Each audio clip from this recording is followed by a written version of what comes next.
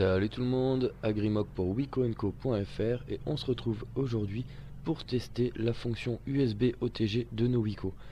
Alors pour ce faire, il vous faut juste un petit adaptateur qui transforme le micro USB en USB tout court, comme ça. Je vous mettrai un lien sur la description de la vidéo pour pouvoir acheter cet adaptateur. Donc ça vous permet de brancher un clavier, une souris, une manette de jeu ou encore un périphérique mémoire de stockage comme là une petite carte SD que je vous montrerai tout à l'heure. Et on va tout de suite commencer une petite démonstration avec le clavier. Donc voilà, je branche le clavier sur le port USB et je branche ça sur le port micro USB du Darkside. Donc je suis sur le Darkside là, mais ça fonctionne aussi très bien sur le 5 etc, hein, sur le Stairway, Darkful et compagnie. Alors on va essayer de taper quelque chose. Donc wicoenco.fr. Voilà, bon, ça marche nickel. Pas de souci à ce niveau là. Donc là c'est un clavier Logitech, donc il est directement reconnu. Après je ne sais pas pour les autres marques, mais en tout cas là ça va nickel quoi. Donc pour faire de grosses saisies de texte, ça peut être vraiment intéressant. Alors le clavier c'est fait, on va tout de suite passer à la souris. Donc, je vais décaler un petit peu le clavier pour avoir plus de place. Voilà, et je vais brancher ma souris Microsoft. Si je la mets à l'envers, ça va pas aller. Voilà. Alors je vais prendre un petit support pour pouvoir glisser la souris dessus. Voilà, ça fonctionne très bien. On a une souris opérationnelle sur notre téléphone et c'est vachement agréable. On va essayer d'aller vite fait sur le forum.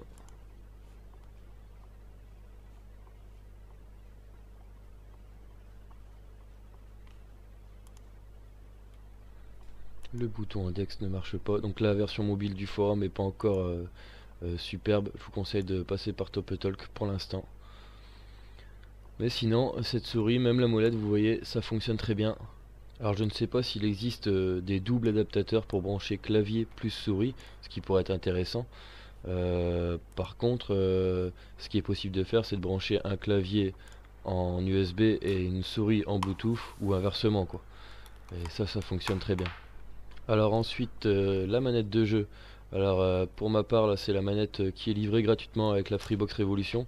Comme je n'ai pas de manette à disposition, donc vous allez voir que ça marche plutôt pas mal, même avec une petite manette comme ça gratos. Juste le temps que je bouge tous ces câbles, parce que là je suis un peu emmêlé. Voilà. Alors on va faire ce test avec Dead Trigger 2. Donc, vous voyez, même sur le Home, la manette fonctionne. Alors Dead Trigger 2, voilà. Donc, qui est la nouvelle version du jeu Dead Trigger, qui est un FPS où vous allez devoir dégommer du zombie, que j'avais testé sur le 5 il y a quelques temps. Donc, vous le verrez en même temps tourner, comme ça ça fera un double test. Et vous allez voir qu'avec un gamepad c'est vraiment sympa comme tout pour jouer à ce type de jeu. Donc ça ne fonctionne pas avec tous les jeux bien sûr, hein, une manette, mais certains jeux comme Dead Trigger 2 incluent directement la compatibilité avec les manettes. Alors ah ouais, c'est avec le joystick. Comme vous voyez, même dans les menus c'est possible de sélectionner ce qu'on veut avec les joysticks et avec la touche 3 sur ma manette. Voilà, donc on va lancer une petite mission. Je sais pas si elle est bien, on verra bien. Du moment qu'on dégomme un peu de zombies et que vous voyez le fonctionnement de la manette, c'est le principal. Le temps que ça charge.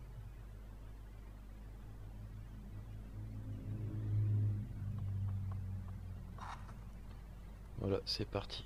Ah bah, justement, je suis sur une map hyper sombre, donc j'espère que vous verrez bien. Et comme vous pouvez voir déjà, la manette ça répond plutôt bien. Bon, après c'est une manette très bas de gamme, donc les joysticks sont pas super optimisés. Dans le sens où je veux dire la sensibilité est pas terrible, mais ça fonctionne. Donc j'imagine qu'avec une manette PS3 ou autre ça serait beaucoup mieux. En tous les cas ça fonctionne avec cette manette, donc le test de l'USB OTG est fonctionnel. Et vous voyez que Dead Trigger 2 tourne très bien sur nos Wico. Comme on a à peu près tous le même processeur, c'est-à-dire le MT6589, à part pour le Darkful qui a la version turbo et qui est donc un peu meilleur. Voilà, Dead Trigger 2 qui est un tout nouveau jeu, fonctionne très bien sur nos appareils. Donc, ce qui est une bonne nouvelle. Bon, c'est pas tout ça, mais on va passer tout de suite au dernier périphérique que l'on va tester. C'est-à-dire, vous allez voir, un petit truc sympa que j'ai trouvé sur eBay. Donc c'est un adaptateur de carte micro SD pour port USB. Donc, ça paraît compliqué comme ça, mais vous allez voir. Alors ça se présente comme ceci, donc c'est vraiment petit. Et vous pouvez y insérer une carte micro SD de 2 gigaoctets à 64, aucun souci là-dessus. J'ai essayé ma 32 gigaoctets, ça passe nickel. Bon là on est sur une 2 gigaoctets parce que la 32 est dans la caméra justement pour pouvoir filmer. Donc c'est parfaitement fonctionnel et ça rajoute une mémoire externe à votre Wiko Darkside ou Darkful qui sont tous les deux dénués d'un port micro SD. Une petite erreur sur Google+, pas grave. Donc je vais dans les paramètres système, dans le stockage, et vous voyez que l'on a une case stockage USB externe. Donc si vous la cochez, toutes les photos, les vidéos, etc. que vous prenez vont s'installer dessus. Toutes les applis, etc. vont s'installer sur cette partie USB externe. Donc on voit ici 1,84 gigaoctets, donc 2 gigaoctets environ quoi. Et donc à chaque fois que vous allez remettre cette petite carte SD dans le port en bas, vous aurez accès à tout ce que vous avez fait précédemment quand celle-ci était branchée. Donc si je vais dans le gestionnaire de fichiers, j'ai la possibilité de naviguer dans le stockage USB externe. J'étais un peu vite là. Voilà. Et je peux lire les vidéos, les photos, etc. qui sont directement sur cette petite carte SD. Donc ce qui peut être vraiment intéressant sur ce type d'appareil qui est dénué de port micro SD, surtout pour y stocker par exemple vos musiques, vos films lors d'un long trajet. Vous allez pouvoir énormément stocker via ce port et donc ça peut être une très bonne alternative au port micro SD.